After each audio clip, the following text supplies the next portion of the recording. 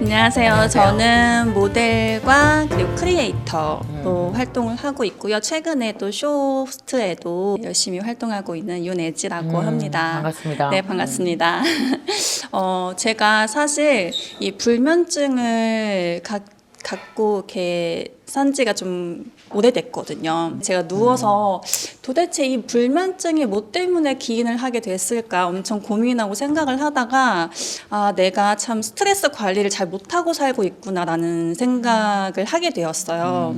그래서 요즘에는 저의 가장 최대 관심사가 이 스트레스를 어떻게 관리할 것인가, 잘 해소하고 또 건강하게 잘 관리하면서 해소할 수 있는지 한번 여쭤보고 싶어서 네, 이렇게 질문을 드리게 되었습니다. 스트레스를 잘 관리하려면 자야 되는 거예요. 그러니까 앉아서 스트레스 관리가 안 되는 거거든요. 이게 되게 두 가지가 굉장히 연관이 많대요. 저도 이제 박사님들 만나서 얘기를 해보면 8시에 남자랑 헤어졌어. 너 엄청 울고 난리를 쳤다고 쳐봐. 그러면은 이 남자랑 헤어진 스트레스, 그러니까 힘듦을 없애는 방법은 열밤을 자면 열밤 잠만큼 그 남자가 머릿속에서 사라지거든요. 그러니까 이게 스트레스라는 게 뭐냐면 그 생각을 붙들고 있는 거잖아요. 근데 그 생각을 붙들고 있지 않고 놔버리는 제일 좋은 인간의 기능 중에 하나가 잠을 자는 거거든요. 예를 들어서 부모님이 돌아가신 스트레스가 엄청 크죠. 뭐 부모님 돌아가시고 사랑하는 사람이 죽고 뭐 막 이혼을 하고 막 이런 스트레스가 인간에게 있어서 되게 큰 스트레스라고 하는데 여러분 그거 알아요? 고통에도 생일이 있어요. 생일이 있다고요.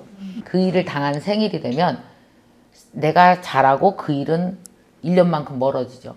3년이 되면 내가 3년 크고 나는 그 일로부터 멀리 떨어지고 거리가 생기면 그 일로부터 멀어지죠.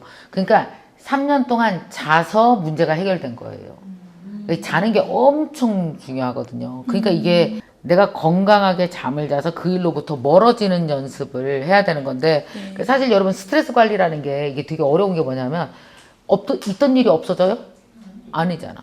힘든 일을 받쳐줄 수 있는 결국은 제일 중요한 게 몸이거든요.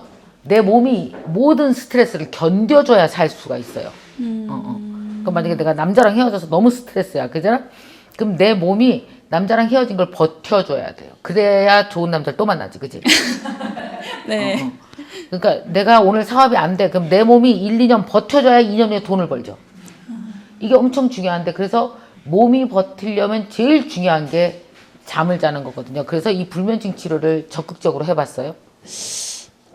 네. 예전에 몇 년 전에 한 수면센터에 가본 적이 있어요. 상담을 하는 와중에 그냥 얘기를 하면서 눈물이 너무 났어요. 그리고 이제 그분께서 약을 이제 처방을 해주셔가지고 집에 와서 이제 그날 밤 정말 두근두근 거리는 마음으로 딱 반알을 먹고 잤는데 뭐 천장이 막 구불거리고 이러길래 그다음부터 너무 무서워서 사실 약을 못 먹겠더라고요. 그래서 그 다음부터는 사실 어떤 특별한 방법을 찾지 못하고 나를 위한 내가 아닌 남을 위한 나로 너무 긴 시간 살아왔던 것 같아요. 그러다 보니 항상 남한테 맞추는 게 그냥 너무 당연시 되어 있고 그래서 이거는 그럼 이제부터는 그럼 좀 나를 위해서 나 중심적으로 좀 생각도 해보고 나 중심적으로 살아보자라고 생각을 했지만 다른 사람을 위해서 어떤 삶을 살았어요, 지금까지?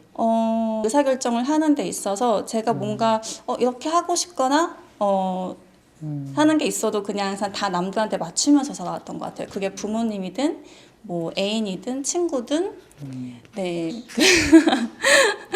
왜 그랬어요? 보니,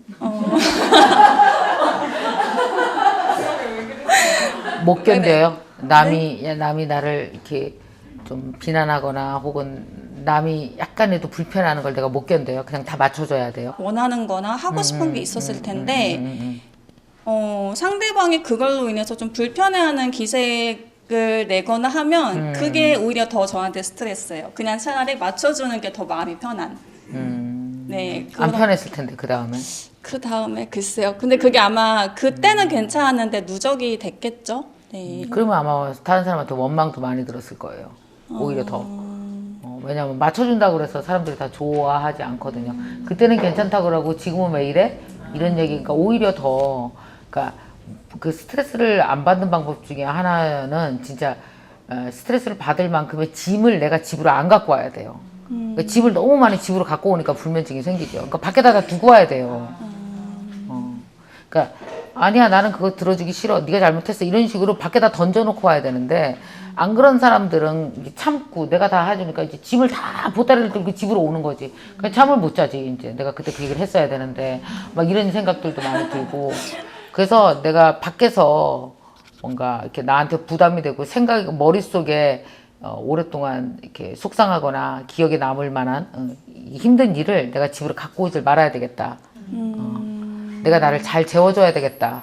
네. 라는 생각을 해보고 정말 근데 불면증은요 오래되면 이건 반드시 치료해야 돼요. 이거 정신력으로 못하는 겁니다. 이거는 그 신경정신과 같은 데 가서 상담 받고 약 먹고 하면서 이건 해야지. 이거 오래되면 굉장히 몸이 상하는 거 알아요? 힘들어요.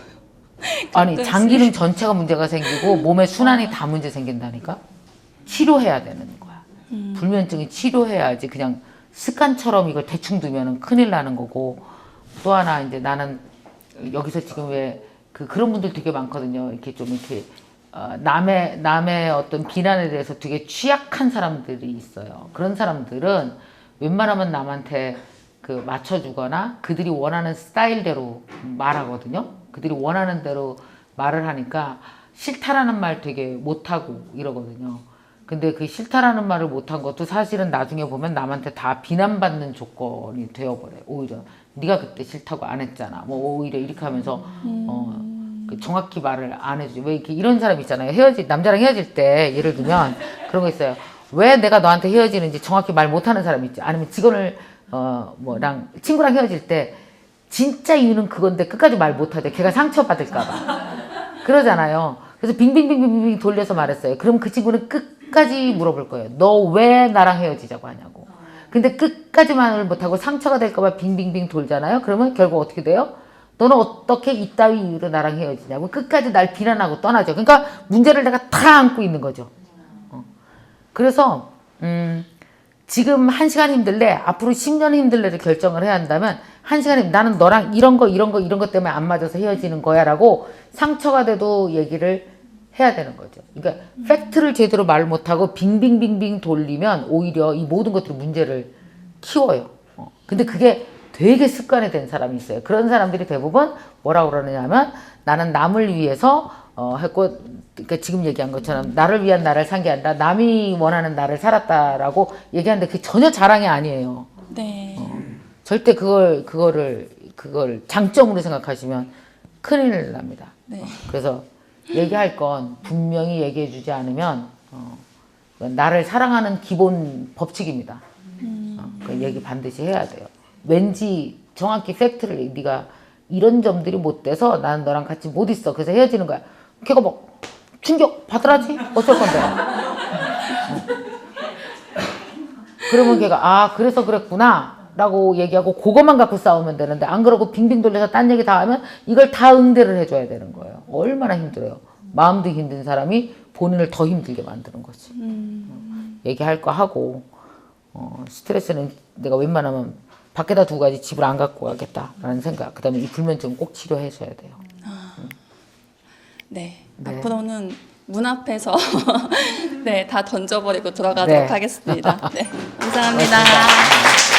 저는 제가 오랜 기간 좀 직장 생활을 하다가 저도 이제 앞서 말씀해 주신 것처럼 저의 꿈을 찾아 떠난 지는 몇 년이 되지 않았고요. 그래서 지금도 항해를 하고 있는데 제 나이는 올해로 37이고 제가 원하는 길을 찾기 시작했을 때가 33, 30이 넘었을 때 정도였어요. 그러니까 앞서 저도 이제 좀 비슷한 것 같아요. 남 시선, 부모님 시선 그 기준에 맞춰서 좀 그냥 안정적인 길을 찾자.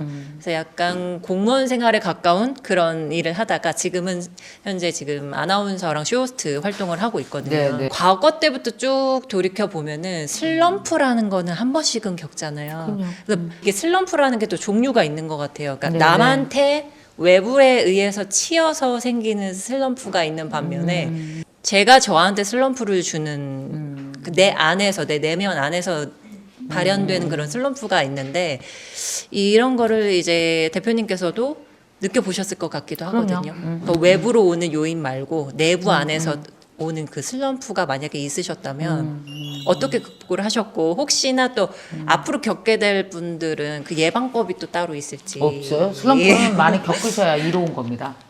이게 이제 운동선수들이 올림픽 금메달을 따기 위해서 금메달 딴 사람이 슬럼프 많이 겪었을까요? 메달 안 딴 사람이 슬럼프 겪었을까요? 딴 사람. 네? 아, 진짜로 얘기해봐요. 누가 슬럼프를 겪었을까? 자신이 갖고 있는 취약한 점을 발견하게 됐을 때 슬럼프가 오거든요. 근데 생각해봐요. 왜 발견하게 됐을까? 약점을. 약점을. 발견한 이유는 네. 내가 여기 있으면 되게 잘났어. 근데 이만큼 가려고 보니까 그러니까 내가 가고 싶은 데까지가 대부분 다 내 약점이에요. 그러니까 이걸 채우려고 막 애를 쓰겠죠. 그러니까 만약에 내가 이제 무엇인가에 새롭게 도전을 했어. 그러니까 제가 이제 예를 들어서 5년 전부터 영어 공부를 시작을 했는데, 자, 그러면은 저는 왜 영어를 하고 싶었냐면 저는 나이 60 이후 어느 시점에 우리 막내가 이제 우리 집은 이제 대부분 아이들이 돈을 벌고 독립을 하면 집을 다 떠나는 게 우리 집의 룰이에요. 집에 못 있게 하는데. 근데 이제 막내까지 다 나가게 되면 나는 외국에 나가서 한 반 정도 살고 한국에서 반 살고 이러면서 이제 활동을 하고 싶은 게 제가 갖고 있는 이제 목표자 꿈인데, 그러면 내가 영어를 하고자 마음을 먹었어. 그럼 영어를 하고자 마음을 먹은 이 지점까지가 다 강점이게 약점이죠. 나 영어를 못 하잖아. 그죠? 약점이죠. 그럼 약점인데 이거를 해나가다 보면은 얼마나 슬럼프에 자주 빠지겠어요. 그 못하는 걸 한다라는 건 슬럼프에 빠지는 거고, 그러니까 말하자면 슬럼프가 왔다라는 건 내가 무엇인가 계속 하고 있다는 뜻이에요. 그러니까 아무것도 안 하고 나서 이렇게 누워서 껌씹으면서 슬럼프야 안 그러거든요. 그러니까 지금 자꾸 슬럼프가 왔다는 건 내가 뭔가 자꾸 하는 거예요. 하고 있기 때문에 슬럼프가 오고, 슬럼프는 뭐냐면 자기한테 주는 독한 피드백이 슬럼프예요. 말하자면 너 이거 왜 이렇게 못해? 너 이거 지금 왜 이게 지금 안 돼? 이게 독한 피드백이거든요. 스스로 주는 독한 피드백을 우리가 슬럼프로 본다 그러면 이거는 그 성장하는 사람한테 당연히 있어야 되는 필수 코스죠. 그러니까 금메달을 따는 사람들을 보면 수없이 남들이 안 한 도전을 해서 더 나은 나를 만들어 나가요. 그러면 더 나은 나를 만들려고 애썼을 때 그걸 한 번에 달성하는 사람이 있을 것 같아요? 그러니까 이게 얼마나 넘어지겠어요. 예를 들어서 여러분 왜 스키 같은 거 타면 내가 이제 막 이제 초보에서 중급으로 올라갈 때 이게 패러렐 턴을 막 하려고 그러잖아요. 엄청 자빠지고 넘어져요. 슬럼프죠. 그렇죠. 엄청 넘어지니까. 근데 그 슬럼프가 없이 어떻게 중급이 되겠어요. 또 고급 과정을 가려고 그러면 또 더 넘어져요. 이게 슬럼프죠. 그러니까 슬럼프는 실패와 성공의 사이에 낀 과정이에요. 이게. 그러니까 이 슬럼프가 너무 당연한 거지. 근데 그걸 또 당연하게 못 받아들이고 중간에 포기하게 되는 경우도 있잖아요. 그러니까 이제 사람들의 성공하는 사람이 소수인 거죠. 그 소수의 끼네. 그러니까 봐봐요. 사람이 성공하는 게 그렇게 쉬우면 되겠어요. 그러니까 성공하는 사람 적으라고 다 슬럼프 배치해 놓은 거예요. 그걸 뭐 남들이 배치한 거건 본인이 배치한, 그 대부분 많은 슬럼프는 본인이 배치하죠. 지가 꿈꾸지 않았으면 슬럼프도 안 왔을 테니까. 근데 생각해봐요. 도전해서 겪는 슬럼프나 집에서 밥 먹으면서 울면서 겪는 슬럼프나 똑같아. 슬럼프는 기왕이면 도전하면서 겪는 슬럼프가 훨씬 양질의 슬럼프 아닐까요? 같은 슬럼프도.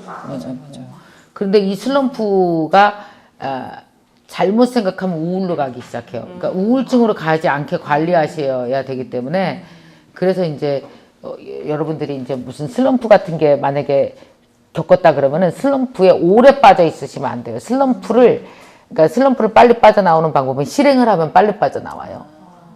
왜 그런 거 있잖아. 막 오늘 되게 속상한데 그래도 라이브 커머스에서 한 판 팔아치고 나면 기분이 확 좋지 않아? 그지? 그래. 그러니까 자꾸 실행을 하면 슬럼프에서 빨리 빠져나오는데 계속 째려보면 이게 우울증으로까지 가요. 그러니까 실행을 통해서 슬럼프는 빨리 그러니까 스키 선수가 슬럼프가 나왔을 때는 어떻게 해야 되겠어요? 더 많이 자빠져야 되겠지. 그러면 슬럼프에서 나와서 더 잘 타게 되겠죠. 슬럼프를 빠져나오는 방법은 딱 하나밖에 없어요. 거기서 연습을 통해서 빠져나오는 수밖에 없어. 아니면 슬럼프에서 어떻게 포기하고 집으로 가거나. 둘 중에 하나인 거죠. 그래서 슬럼프의 길은 위로 가거나 밑으로 가거나 둘 중에 하나다. 생각하셔야 돼요. 슬럼프까지 온 것만 해도 기특한 거예요. 도전하지 않았으면 슬럼프까지 오기나 했겠어? 여기까지 온 것만 해도 내가 장하다, 기특하다 생각하시면 돼요.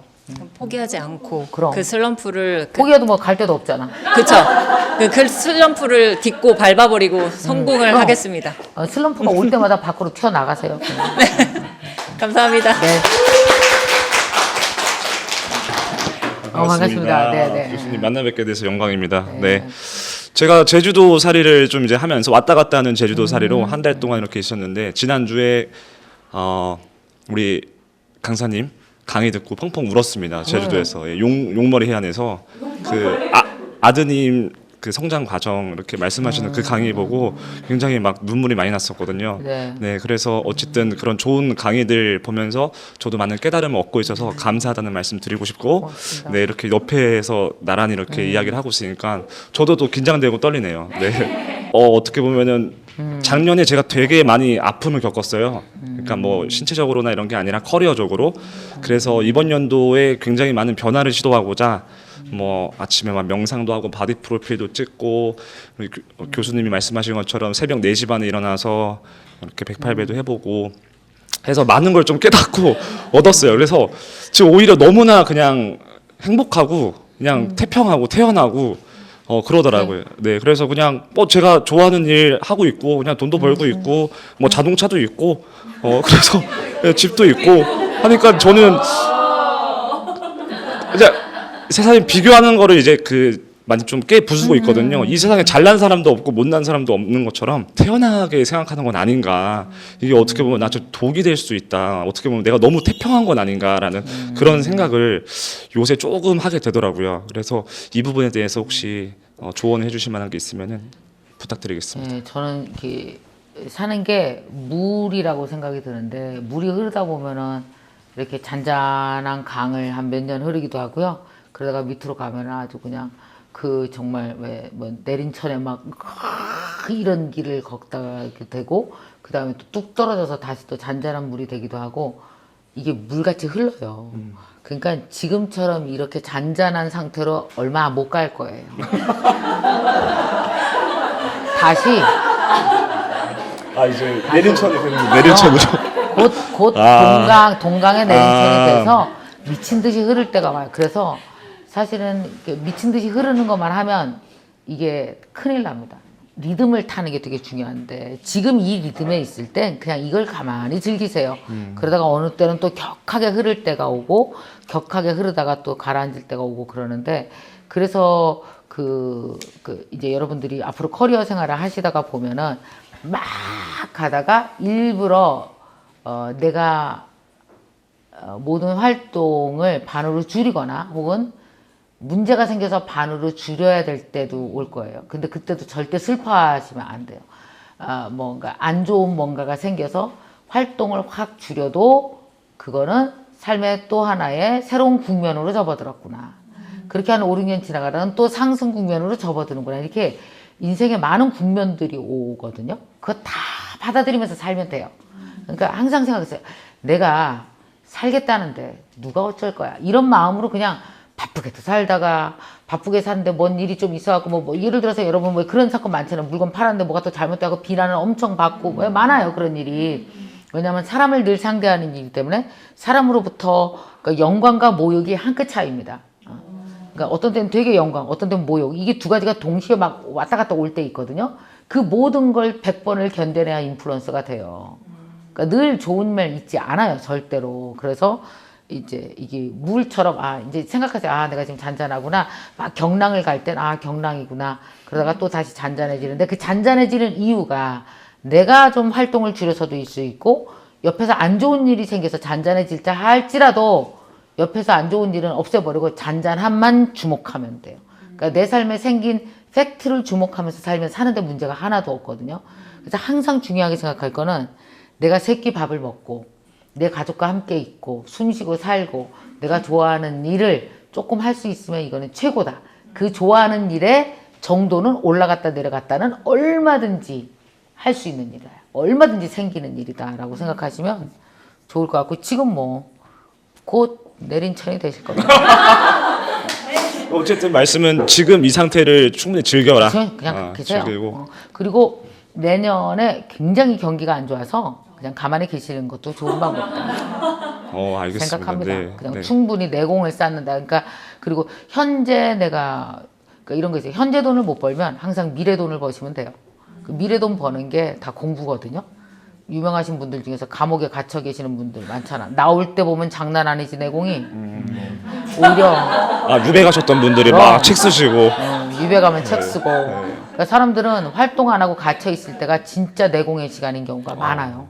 그러니까 이 시간을 그렇게 쓰시면 돼요. 네.